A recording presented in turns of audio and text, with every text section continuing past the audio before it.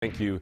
We are your Gulf Coast Weather Authority, and there's a lot to talk about because we have seen some activity in the Gulf. And with your holiday weekend coming up, we want to make sure you have everything you need to know. Meteorologist John Dawson here. So, JD, what do people need to know at this point? Yeah, I know what you're talking about, Jonathan. Are we going to get our holiday weekend plans rained out? That's going to be the big thing that we want to talk about. And if you've got things early in the weekend, there's some question marks there. We get further on, things are going to get drier. So that's kind of the short answer as far as what we're looking at on the weekend. But we've been watching this area of low pressure, really been tracking it since it was near New Orleans, and it's kind of been wandering around over the last couple of days to the southwest. And here's its current location. Eventually, it's going to have to start interacting with land. We know that's going to start to put an end to the things. But for now, it's continuing to keep rain in the forecast, and this is much needed rain. Now, we don't want a whole lot of thunder and lightning, but some heavy downpours are certainly welcomed. And Jonathan, I think for the most part, we're going to be able to manage this rain without having widespread problems. All right, before you go, I do want to ask you this. I know a lot of our viewers may have seen up there on the screen the name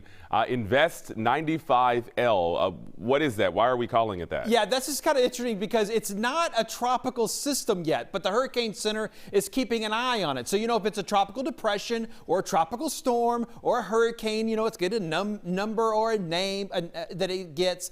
But right at the very beginning of an area that kind of catches the attention of the Hurricane Center, they call it an area of investigation. So INVEST is kind of an abbreviation for investigation that would be given to a certain spot that kind of looks like it might potentially end up into something tropical. And then they put a name on it, and the L means Atlantic. If it has an E over it, it means it's Pacific. So there's a lot of little details that kind of go into that and everything. But putting that all together, they can start running the computer models. And that's kind of the key for being able to label that area of investigation. Then they get the computer models going, and we can get a better idea of sort of where we're thinking that this is going to go. And then we can translate that into a forecast. And for the next couple of days, here's what we're looking at. High rain chances, some heavy rounds of heavy downpours. So you're not going to be totally canceling all your outdoor plans the next couple of days, but definitely be ready. There's going to be some rain mixed in with it.